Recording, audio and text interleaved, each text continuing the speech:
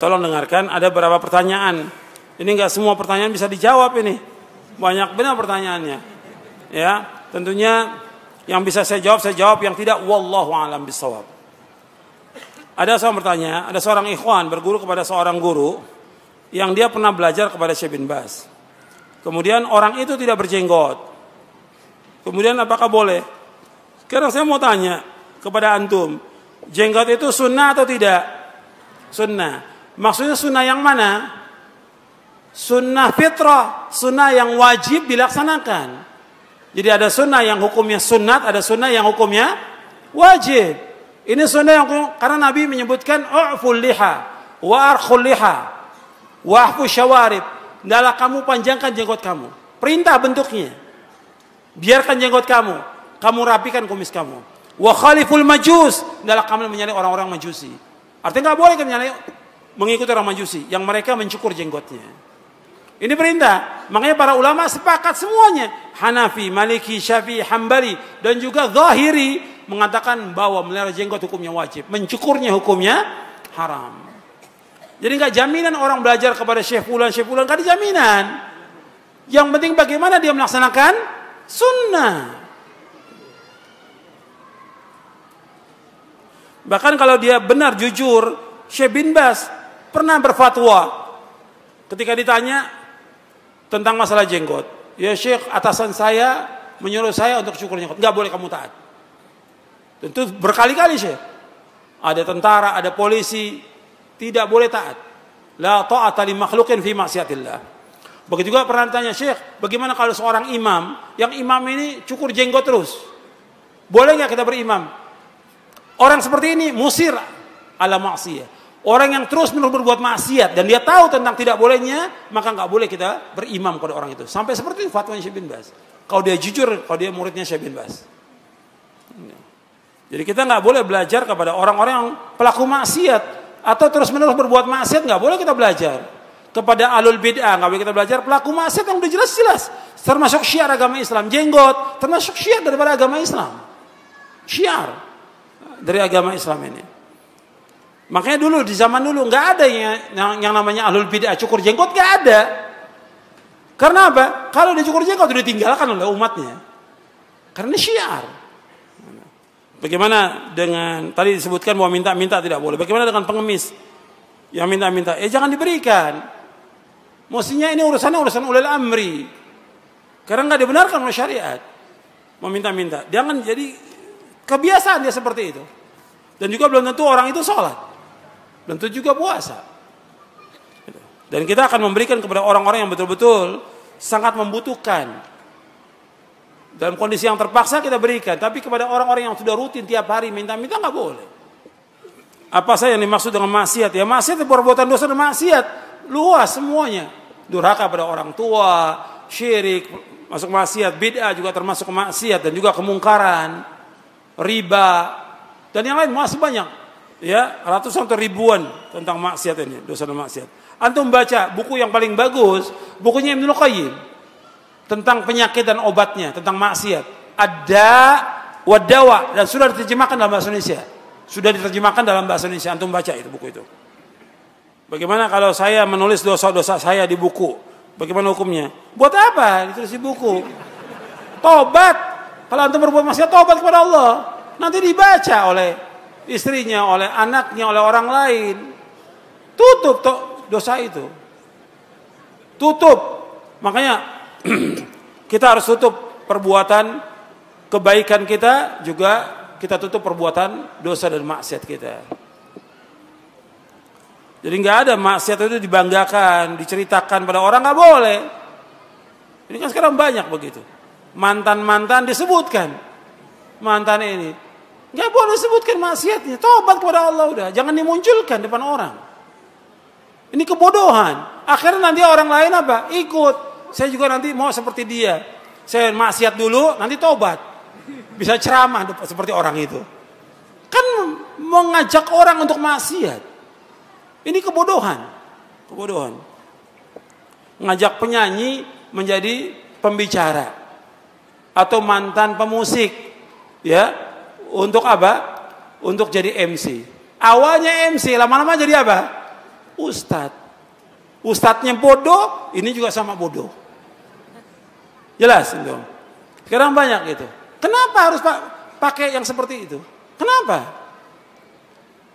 Hatta dia mantan dari tokoh-tokoh yang sesat, firqah yang sesat, sama dengan kaum muslimin. Yang taubat kan bukan hanya dia. Ratusan orang yang taubat. Jangan ditampakkan kepada orang, supaya orang tidak tertarik dengan maksiatnya. Tutup. Ajak dia kepada kebenaran. Dakwakan dia kepada kebenaran. Nasihati dia untuk taubat dan istiqomah dalam taubatnya. Apa kita yakin dia istiqomah? Belum tentu. Istiqomah dalam taubatnya. Banyak orang yang tadi taubat betul nangis luar biasa sudah taubat. Cuma sekejap. Habis itu maksiat lagi. Contoh yang banyak. Orang menaikkan ibadah haji. Waktu di Arafah nangis, Masya Allah nangisnya. Pulang maksiat lagi. Iya nggak? Banyak yang seperti itu. Makanya kita orang-orang yang taubat sama seperti yang lain. Disuruh dia untuk belajar agama yang benar. Taubat yang ikhlas, jujur, istiqomah. Bukan kemudian dibanggakan, nggak boleh. Di depan umum. Bagaimana kita infak kepada lembaga atau yayasan pergerakan? Antum infak kepada pondok-pondok salaf banyak. Janda-janda miskin, orang-orang miskin, anak-anak yatim, membantu sekolah mereka yang sekolah di pondok banyak yang nggak mampu. Pondok-pondok salaf banyak yang perlu antum bantu. Disebutkan dalam ayat bahwa wa fi amwalihim haqqul lis-sa'il wal mahrum. Pada harta mereka ada hak bagi yang sudah ketahui bagi orang yang minta dan juga yang tidak minta. Tapi kita lihat tentunya yang minta ini orang-orang yang kita tahu tentang sholat. Sekarang ada orang yang jelas dia minta-minta nggak sholat. Masa kita berikan? Orang yang nggak sholat ini orang pelaku dosa besar atau bukan? Orang yang nggak sholat pelaku dosa besar. Bahkan sebagian ulama mengatakan apa? Kafir. Orang yang nggak sholat dia pelaku dosa besar, lebih besar dosanya daripada minum khamr, lebih besar daripada zina, lebih besar daripada mencuri. Kok dikasih uang? Nggak sholat. Mestinya dia diajak untuk sholat, diajak untuk ibadah kepada Allah. Kalau diberikan uang akan terus dia seperti itu. Dan pemerintah juga memberikan mestinya lapangan kerja buat mereka. Mestinya itu kewajiban pemerintah, ulil amri. Gimana kita mengadakan kajian di mal-mal dan juga di hotel-hotel untuk menarik orang mengaji. Apa nggak ada masjid lagi? Masjid udah nggak ada nih. Ajak masjid sebaik-baik tempat di muka bumi apa? Kata Nabi, masjid. Ajak dengan di masjid ini malaikat akan datang kan? Malaikat kumpul memberikan rahmat, turun menghormati. Kalau di mal yang ada apa? Setan. Pasar itu kan tempatnya apa? Pasar kata Nabi tempatnya apa? Setan. Jangan kamu yang pertama masuk ke dalam pasar kata Nabi. Tempatnya setan. Mestinya dia ajak di masjid. Sekarang kan orang ingin menarik orang untuk dakwah. Ajak mereka, undang mereka ke masjid. Sama semua. Dakwah dari zaman Nabi sampai sama. Jangan kita robah dakwah itu. Jangan dirobah. Nanti hasilnya ya seperti itu juga orangnya. Kalau kita ingin orang yang berkualitas, istiqomah dan semuanya, ajak dia di masjid. Ibadah di masjid. Bukan di rumah-rumah. Bukan di hotel. Semua orang sama dalam pandangan Allah. Ketika kita sholat, apa dibedakan? Sholat ini saf depan orang kaya, saf belakang orang miskin. Ada nggak? Nggak ada. Sekarang ngaji itu nuntut ilmu ibadah bukan? Ibadah. Kalau ibadah nggak bisa dibedakan, sama semua manusia. Paham? Sama. Kita justru perhatikan kaum masakin. Maka Nabi ketika SAW, orang-orang Quraisy minta. Orang Quraisy, tokoh-tokohnya minta Nabi berdakwah, tapi nggak ada orang-orang miskin. Kayak Sa'ad bin Abi Waqqas, Bilal, dan yang lainnya. Nggak mau mereka. Nggak mau. Allah turunkan ayat menegur Nabi. Jangan kamu usir mereka. Wala tatrul ladzina yad'una rabbahum bil ghadati yuridun wajha. Jangan kamu usir mereka. Dilarang Nabi membedakan antara orang kaya dengan orang miskin. Enggak boleh. Semua sama. Yang paling mulia di sisi Allah yang mana? Inna akramakum indallahi atqakum. tentang duduk dengan ahlul bid'ah, maksudnya kita nggak bergaul, menjadikan dia sebagai teman dekat nggak boleh. Menjadikan ahlul bid'ah sebagai teman dekat kita nggak boleh, nggak boleh. Kenapa? Akan berpengaruh. Sebab al-mar'u ala dini khalili, kata Nabi. Seorang itu tergantung dari apa? Agama temannya. Temannya punya pengaruh pada dia. Dan kita jangan merasa, oh saya sih kuat, saya kan udah ngaji. Jangan sok. Ini muridnya Ibnu Abbas, bisa jadi apa? Khawarij. Atau dia merasa saya ustadz, insya Allah saya duduk sama ahlul bid'ah nggak pengaruh. Dulu para Imam Tawus, Imam Ahlus Sunnah, ada ahlul bid'ah membacakan ayat. Pergi kamu. Saya yang pergi atau kamu yang pergi? Tegas. Kalau sekarang ini nggak punya sikap Ahlus Sunnah kepada ahlul bid'ah, nggak punya sikap. Harus punya sikap kepada ahlul bid'ah. Sebagaimana mereka juga punya sikap. Mereka nggak senang dengan pengajian kita, nggak senang dengan dakwah kita. Tapi kita disuruh untuk membenarkan perbuatan mereka, nggak bisa. Yang batil tetap batil selamanya batil. Yang bid'ah tetap bid'ah selamanya, nggak ada bid'ah hasanah dalam Islam. Harus punya sikap orang Islam itu. Ini ada pertanyaan. Istri saya hamil. Disuruh orang tua kalau umur 4 bulan pulang kampung, diadakan selamatan baca Quran, dimandikan dengan air, dengan yang sudah ditiup oleh orang-orang yang baca Quran tadi. Kemudian 7 bulan juga diselamatkan. Ini nggak ada, ini semua bid'ah. Ini semua perbuatan bid'ah dan nggak ada manfaat sama sekali buat anaknya. Nggak ada, bukan dari Nabi. Yang ada bagi dia ibadah kepada Allah, dia doa agar diberikan keselamatan tentang dirinya, anaknya. Kemudian juga dia nanti setelah melahirkan, yang ada akikah di hari ke-7 untuk anak laki, 2 ekor kambing untuk anak perempuan, 1 ekor kambing. Itu bagikan kepada keluarga, kepada tetangga, kepada kaum muslimin. Itu yang ada. Tapi seperti ini nggak ada. Selamatan 4 bulan, 7 bulan, nggak ada dalam Islam. Bagaimana supaya kita bisa qanaah? Artinya kita puas dengan apa yang Allah berikan kepada kita. Rezeki yang Allah berikan. Antum perhatikan. Apakah rezeki yang Allah berikan sama semuanya? Enggak sama. Allah yabsutu rizqa liman yasha'u min ibadi wa yaqdir. Allah meluaskan rezeki dari hambanya yang Allah kendaki, ada juga yang disempitkan. Tentunya semua ada hikmah. Enggak mungkin semuanya luas rezekinya. Enggak mungkin juga semuanya sempit. Enggak mungkin. Saya bahas panjang lebar di buku Kiat-Kiat Islam Mengatasi Kemiskinan. Saya jelaskan itu. Rezeki Allah sudah bagi. Cuma kita wajib ikhtiar. Tapi kalau kita beriman dan bertakwa kepada Allah, diberikan keberkahan rezeki itu. Nabi berlindung dari kefakiran. Nabi berlindung kepada Allah dari kefakiran.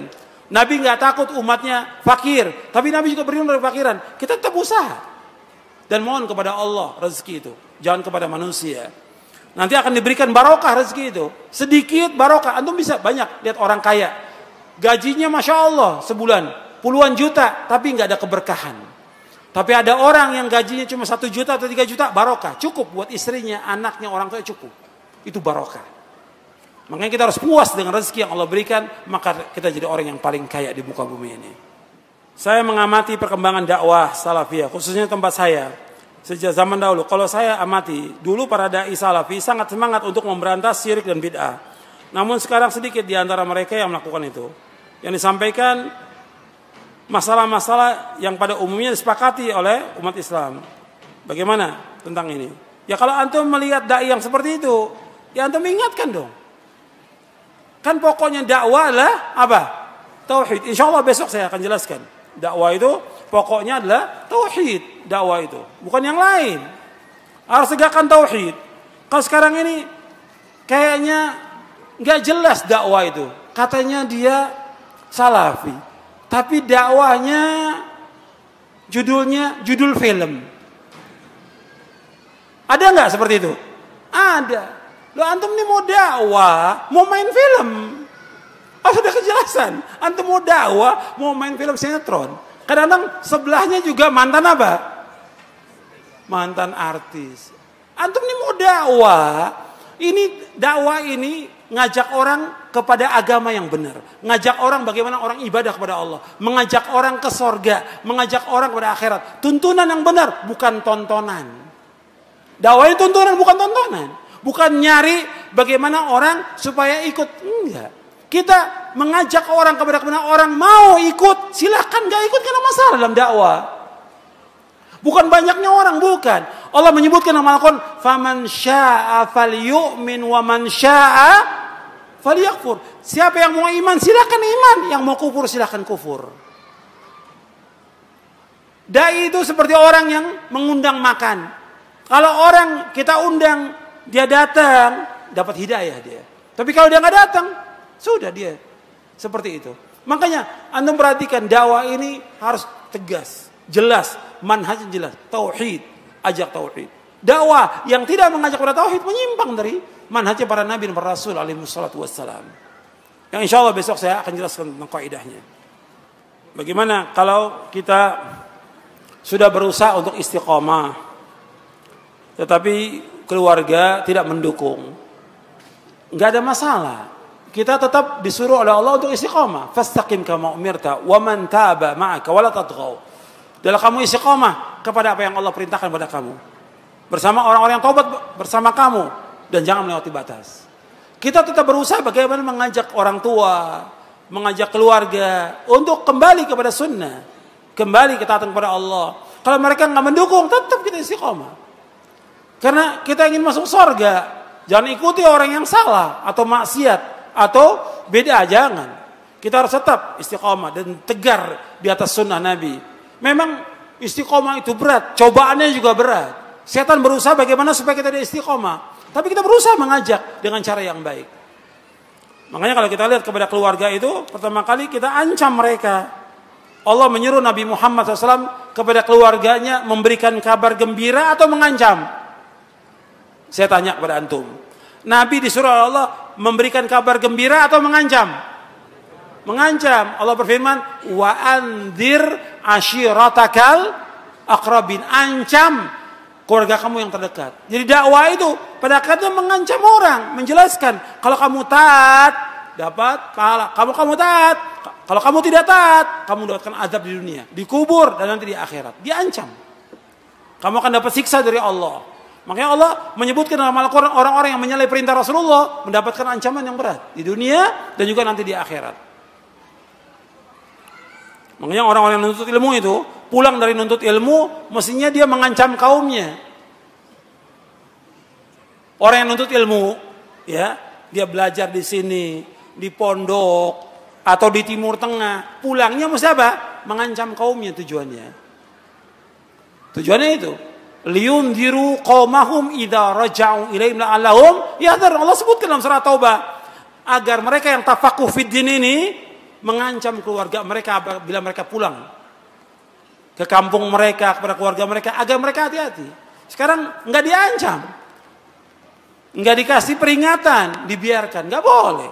Terus kita harus peringatan. Allah berfirman, ya ayyuhalladzina amanu qu anfusakum wa ahlikum nar. Wah, yang beriman, jaga diri kamu dan keluarga kamu dari apa? Dari api neraka. Ancam mereka dengan neraka supaya mereka takut dan berhati-hati. Bagaimana kalau kita dalam keadaan sulit kita minta tolong kepada orang lain, boleh atau tidak? Boleh. Dalam hal-hal yang orang lain mampu, boleh. Yang nggak boleh kalau orang itu tidak mampu. Seperti tolong menolong, pinjam meminjam uang. Boleh kita minta tolong pada dia, minta bantuan karena kita mengalami kesulitan dan sudah berusaha nggak mampu kita. Boleh. Tapi dalam kondisi yang terpaksa dan darurat. Kalau minta-minta seperti yang tadi disebutkan untuk pribadi, kekayaan pribadi, yang nggak boleh. Bagaimana kita memberikan semangat lagi kepada diri kita dan keluarga kita dan juga kawan-kawan untuk mengaji kembali. Bahwa ada juga orang-orang yang kemudian dia futur, lemah semangatnya. Ya diingatkan. Kalau orang-orang udah lemah, futur, diingatkan. Kenapa harus futur? Kita harus semangat. Kita bandingkan begini, antum perhatikan. Tolong perhatikan. Orang yang berbuat maksiat, futur enggak dia? Terus maksiat. Orang yang bid'ah, futur enggak? Siang bid'ah, sore bid'ah, malam nyanyi terus dia. Iya enggak? Yang syirik, antum lihat dia ampel. Yang ruku dan sujud, minta-minta, apa berhenti? Terus. Kenapa orang yang berbuat syirik, berbuat maksiat, berbuat bidah, bisa terus mereka nggak futur? Kenapa yang taat kepada Allah di atas sunnah kita futur? Kenapa kita futur? Mestinya kita mendapatkan ganjaran yang besar dengan taat kepada Allah. Nggak boleh kita putus asa dari rahmat Allah. Kata Nabi, ihris ala ma yanfa'uka wasta'in billah wala ta'jaz. Berkemauan keras kepada yang bermanfaat bagi kamu. Minta tolong pada Allah, jangan lemah. Jangan lemah kita. Terus kita meniti jalan yang hak ini. Karena jalan yang kita tuju, jalan menuju sorga. Jalan menuju sorga yang luasnya seluas langit dan bumi. Bukan dunia. Ini yang kita kejar. Dunia ini sebentar, gak ada artinya. Kita hidup hanya berapa tahun aja. Maka terus berbuat ketaatan. Jauhkan maksiat. Terus di atas manhaj yang hak. Jauhkan yang bid'ah. Jagakan sunnah. Sampai kita diwafatkan oleh Allah Ta'ala. Mudah-mudahan yang saya sampaikan bermanfaat untuk saya dan untuk sekalian. Sudah masuk waktu Isya. Dan cukup sampai di sini kajian kita. Kurang lebihnya saya mohon maaf, itu yang bisa saya jawab. Insya Allah kita lanjutkan besok dengan buku Syarah Akidah Ahlussunnah wal Jamaah. Saya mohon maaf kurang lebihnya, dan mudah-mudahan Allah memberikan istiqamah kepada kita di atas jalan yang hak, di atas Quran was sunnah ala fahmi salaf, di atas ketaatan kepada Allah, dan mudah-mudahan Allah mengampuni dosa-dosa kita. Wassallallahu nabiyana Muhammadin sallallahu alaihi wasallam, subhanakallahumma wa bihamdik, asyhadu an la ilaha illa anta, astaghfiruka wa atubu ilaik. Assalamualaikum warahmatullahi wabarakatuh.